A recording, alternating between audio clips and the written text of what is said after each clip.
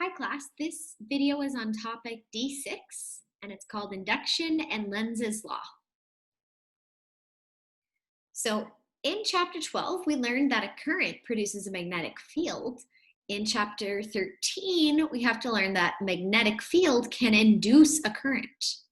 So before we were starting with a current flowing through the coil, and we could create a north end. We could create an electromagnet. In chapter 13, we'll learn that a magnetic field can create a current. So we're moving on to this chapter. Electromagnetic induction was discovered by Faraday, and his experiments involved moving a wire through a horseshoe magnet or plunging a bar magnet through a coil.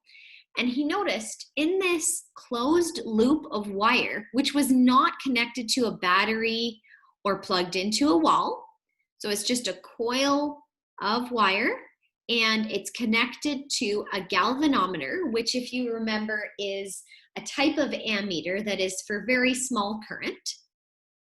If you plunge the bar magnet into the coil with specific criteria, you can create current through here. So you can create an electrical current without using a battery or plugging into the wall. So his observations his observations will be organized in this table. So for a magnet at rest beside a coil, there is no deflection of the needle of the galvanometer. So there is showing zero current. If the magnet moves towards the coil, as it is moving towards the coil, there is deflection of the galvanometer, let's say to the left with this orientation. Then once the magnet is inside the coil and held there, the needle goes back to zero.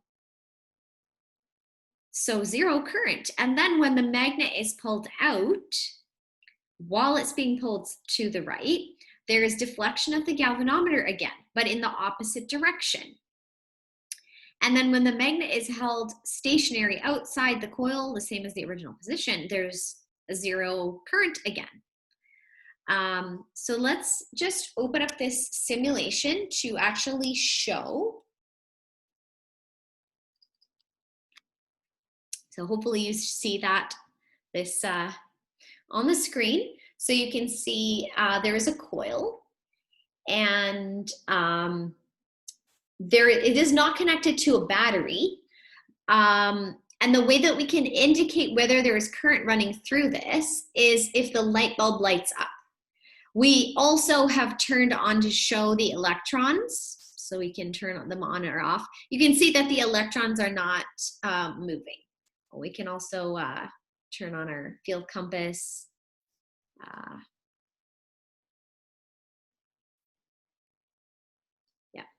So we're going to move this magnet right now with the magnet just near the coil. There is no current. There is no electromagnetic induction. But as we are moving the magnet towards the coil, we do get current. We get current as seen by the light bulb. So as long as the magnet is moving in and around this coil, there will be current running through it.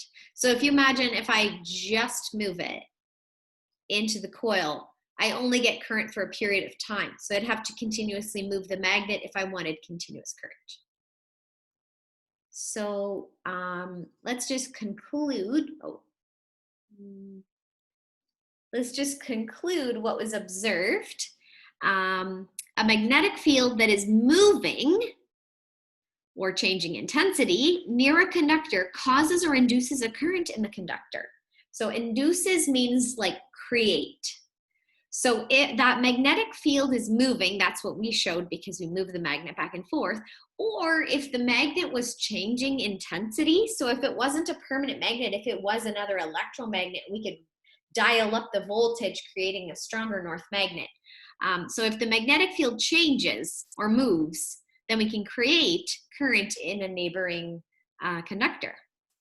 So this is the visual showing that when the magnet is moving in, we get current. When the magnet is stationary, we do not, no matter what the location, if the magnet is stationary, we don't get current. And then when the magnet is on its moving out, we also get current. But notice that one direction of the magnet gives current in one direction, the other direction of the magnet gives current in the other direction. So one thing to talk about in this chapter is Faraday's ring. And this is the basis of how a transformer works. So we're going to come back to we're going to build on this. We have a primary current, a primary circuit, and a secondary circuit. The primary current is a regular circuit with a power source and a wire. And if we don't want to short circuit the battery, we should have like a light bulb or a load here. So maybe there's a resistor that's just not shown. So when we close the switch, we're gonna have conventional current from positive to negative, and it's gonna be wrapped around this coil and return back. And the electrons are closed in this loop. We do have an iron ring, but maybe it's coated, so the electrons are not hopping from here to there. The electrons are doing this loop. And because we create current, or because we have current, and current in a coil creates a magnet, we are increasing the magnetic strength of this piece of iron, and that increasing magnet starts up a current in this secondary circuit, even though there is no battery here. This symbol is for a galvanometer, so we can measure current here. A current in the primary coil creates a magnetic field in the ring, which then induces a current in the secondary coil. And here is just more of a graphical illustration of that. Now, the reason why this is going to lead to the explanation of transformers is because the electrical properties on this side, like current and voltage, could be different than the current or voltage on this side, and the ratio of number of turns is going to be important, that we're going to take a look at in the future. So if you had a certain voltage and you wanted to transmit it somewhere across the city, and it needed a different voltage, and then it needed to enter your house and it needs a lower voltage for safety reasons, we can step down the voltage by adjusting the ratio of the number of turns. But we'll get more to that in another video. So what affects the strength of the induced current? So the current that is created, how can we make it the most amps? We can increase the number of turns in the coil. We can increase the rate of change of the magnetic field. So we can either move it faster or change the how fast it increases its strength. If it's some sort of electromagnet, that we can adjust the magnetic strength. And then the strength of the inducing magnetic field.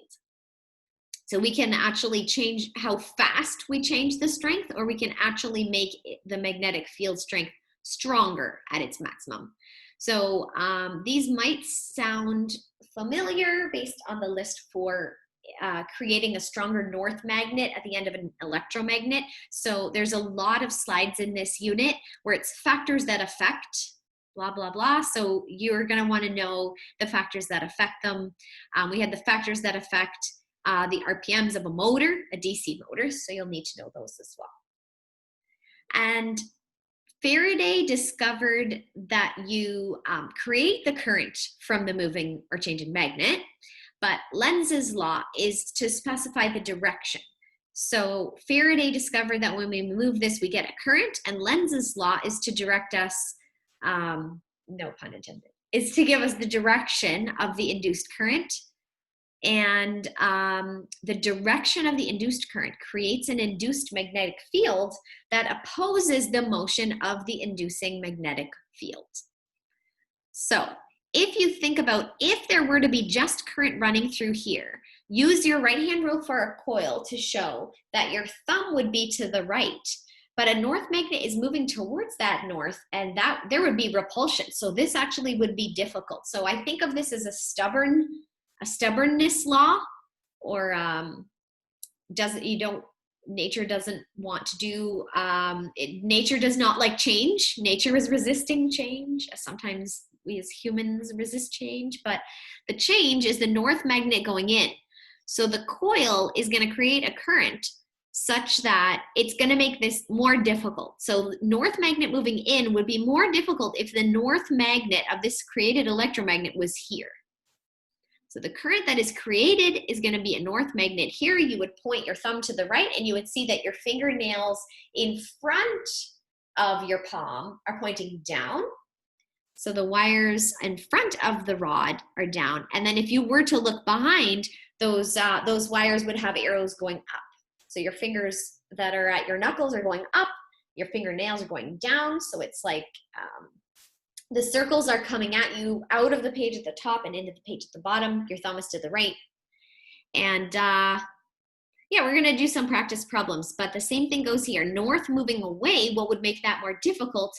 That would be more difficult if south was here. So we take our thumb and we point it to the left, and you probably, if you're using your correct hand, your right hand, you would see the knuckle bones.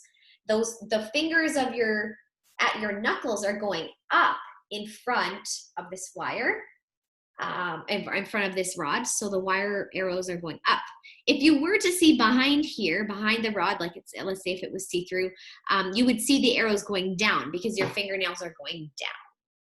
So hopefully you see that, although in the example I have some diagrams to hopefully help. So we use the right-hand rule for a coil to determine what our current direction will be. And we said that with right-hand rule number 2, sometimes you have the magnet and sometimes you have the current.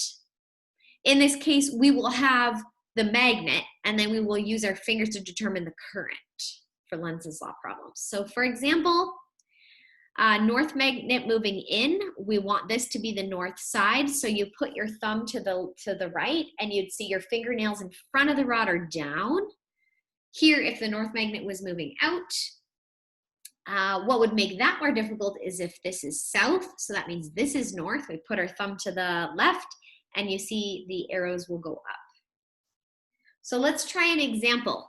You have a permanent magnet, a bar magnet, and the north side of it is moving away from a current. While it is moving away, what will make that action more difficult? That would be if there is a south right here. So you take your right hand rule number 2 hand position, and you're going to put your thumb to the left, which means that the arrows on the current will go up in front of the rod. So to oppose the outgoing north magnet, a south magnet must be created. So you create a coil, a current direction that creates south here, and that is Lenz's law. So another example, that was north magnet moving out, the north magnet moving in. That means we want to create a north magnet here. So this is, maybe that's not the way that you would see your hand, but if you stretch out your arm, extend at the elbow, then you could see that that is one view of your right hand that someone else could see. Maybe if you were, if they were standing behind you and you extended out your arm, you could see the knuckle. This is like the knuckles side. So you can see that your fingers are wrapping that way. So you're going to put arrows down. To oppose an incoming north magnet, a north magnet must be created. Okay, so you have some practice to do with Faraday's law of electromagnetic induction and Lenz's law, which tells you the direction of that induced current. There's 2 quick applications that I just want to cover. So induction cooking surfaces involve a quickly changing magnetic field in the stove element, and that creates an electric current in the pot. So Faraday's law says when we have a changing magnetic field, which we do underneath, we have a changing magnetic field, it's going to cause the electrons to go around in this pot, and it's the pot itself that is directly going to heat up stuff. And electric current heats the pot because of electrical resistance, because the electrons want to move around, but there's high resistance. Induction cooking is more efficient because it is more direct. It's a more direct transfer of thermal energy to the food. So the food that falls on the surface of the stove is not going to heat up because because it's not electrically conducting. It's not going to have resistance and heat. But in the metal pot, we will have enough resistance to melt the food or cook the food. Another application is there are several watches like this. This is one of the first ones. So the brand Seiko, I'm not sure how to pronounce that, has the kinetic watch. So if you have like a wind-up watch that you have to, like maybe you have a really nice watch and you replace the battery, you know that if the battery is fully discharged, then the hands will not continue to move. So you would go to the watch shop and you would replace the battery. So this is like fancy watches. We used to all wear these kinds of watches, but now everything's gotten so digital. So we're not talking about digital watches, we're talking about analog watches. You would replace the battery once in a while because there wouldn't be the electrical energy turning into kinetic energy to move the second hand, which indirectly moves the minutes hand and the hours hand through gears inside. So as you walk around, you are making a magnet move in and out of a coil, and that is recharging the magnet. So as remember kinetic in our science world, it means like motion. So your motion, the watch is named after the motion that you would have that would actually cause this battery to be charged. They claim that kinetic is the first quartz watch powered by human movement, a development so significant it led to the application of more than 50 patents. So there's many watches that do this. And that's what it would look like if you looked inside. So you would see, it kind of looks like a spool of thread, but it's copper wire. So that's your coil. And as you move around, a magnet would move with respect to, there's several coils, the magnet would move with respect to the coils, and that electrical energy would go into recharging the battery in the back of the watch. So now it's time for you to do some practice questions. There's a few ones from the textbook, and there are optional worksheets. I'm going to say they're optional. It's a really good idea to see all the right-hand rules together. So I highly recommend that you do that if you have time. If not, just make sure you have a really strong grasp of these and all the previous questions that were assigned, that were required. Make sure you fill out the exit ticket for this video and make sure you complete and submit these practice questions. Have a great day.